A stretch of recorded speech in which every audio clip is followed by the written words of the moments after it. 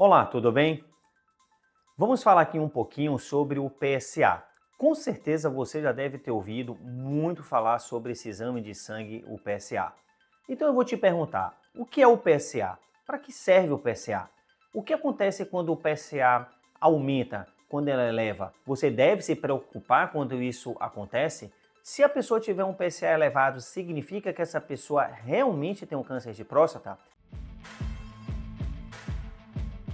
Se você não sabe responder essas perguntas ou está na dúvida de responder alguma delas, continue aqui, ouvindo esse vídeo, escutando, porque com certeza você vai conseguir retirar um pouquinho dessas dúvidas durante esse vídeo. E não se esqueça de dar o like e também de se inscrever no canal para você receber as notificações dos próximos vídeos que serão postados.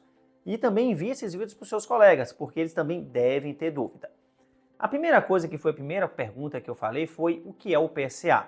O PSA ele vem de uma liga, de uma sigla em inglês, que é Prostate Specific Antigen da próstata, ou seja, é um anticorpo da próstata em que ele é produzido pelas células da próstata e é apenas a próstata que produz realmente o PSA. Mas existem outras glândulas e outros locais que produzem também o PSA.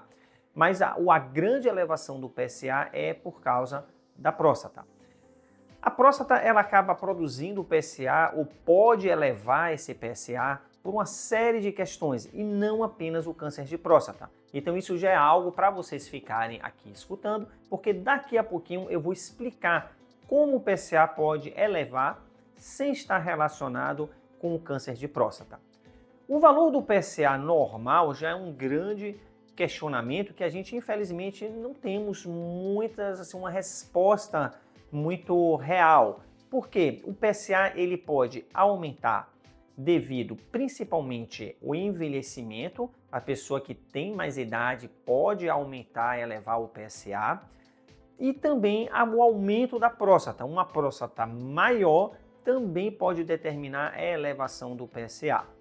O que a gente acha é que o PSA normal ele vai variar até 2,5, mas quando ele está entre 2,5 e 4, às vezes ele pode ser normal se a pessoa tiver uma próstata muito grande, uma próstata de 80, 90, 150 gramas. Ou então se a pessoa já é mais idosa, tem 70, 80, 90 anos. Então vocês veem que isso já deixa um pouco de dúvida. E é exatamente por causa dessa dúvida que a gente deve ter um acompanhamento mais contínuo do PSA. O PSA isolado, apenas uma medida dele, é importante, mas a curva de elevação do PSA, ou então um platô de um PSA mais parado, estagnado, ou então que ele baixa, aumenta, isso tudo dá pista, dá um entendimento maior para o médico. É diferente, por exemplo, uma pessoa chegar no meu consultório com um PSA de 4, há 4 anos, há 5 anos ele está com um PSA de 4, e chega um paciente que sempre o PSA foi 0,5, 0,6 e em um ano aumentou para 2,9. Eu vou ficar mais preocupado se nesse PSA que aumentou em um ano e meio, de 0 alguma coisa para 2,9, do que um PSA que há 5 anos ele está estagnado, está parado em 4. Então a primeira lição é que o valor do PSA ele pode mudar de um paciente, de cada paciente, devido à idade e o tamanho da próstata. E a segunda é que vale muito a pena você identificar a curva de elevação, de estagnação do PSA. A outra é que a gente tem que tentar fazer um cálculo, sempre fazer um cálculo da relação do PSA livre sobre o PSA total. Você já deve ter notado que no seu exame às vezes vem lá PSA total e PSA livre. Quando essa relação, você faz uma divisão, ela é maior do que 18, 20%, isso é bom. Significa que possivelmente esse tipo de elevação do PSA da pessoa é por causa de um processo benigno, uma infecção, uma inflamação. Quando essa relação é menor do que 18, 20%, a gente já fica um pouco mais atento, porque isso pode ser por causa de um câncer de próstata. Então a relação mais baixa, ela é pior. A gente também tem a densidade do PSA, em que você vai dividir o peso da próstata pelo PSA do paciente. Porque quando você tem uma densidade que o valor de normalidade é de 0,15, significa que a elevação desse PSA se dá provavelmente pelo tamanho da próstata, que a próstata é muito grande, então está produzindo mais o PSA. Então vejam quantas formas de interpretação do PSA nós temos que avaliar num paciente. E muitas vezes você não consegue identificar isso em apenas uma consulta.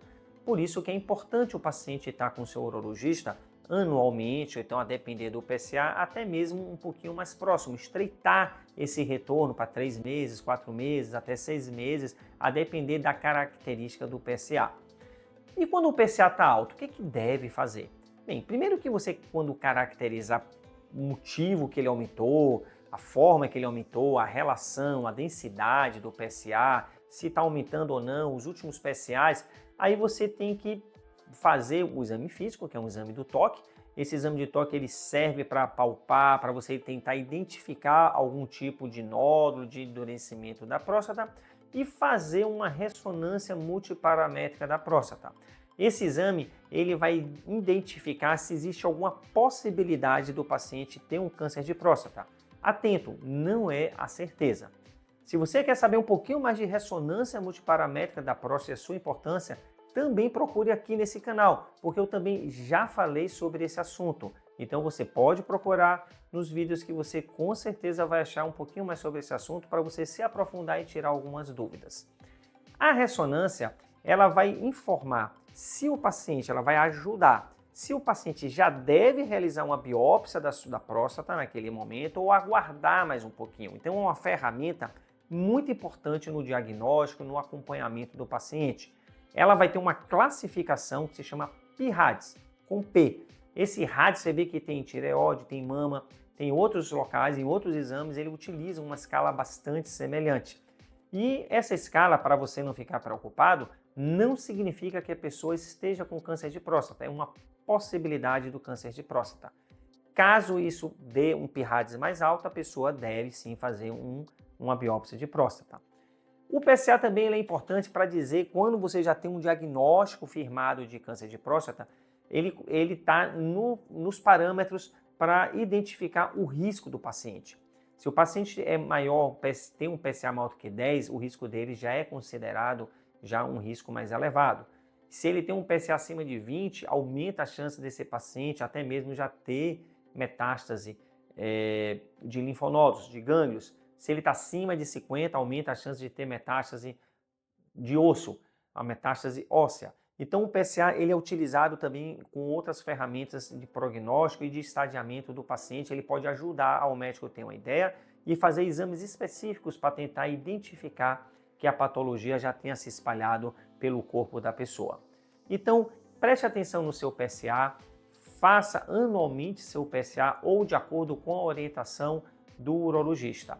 Se você gostou desse vídeo, continue por aqui, se inscreva no canal, mande um like, a gente se encontra pelos vídeos, até mais!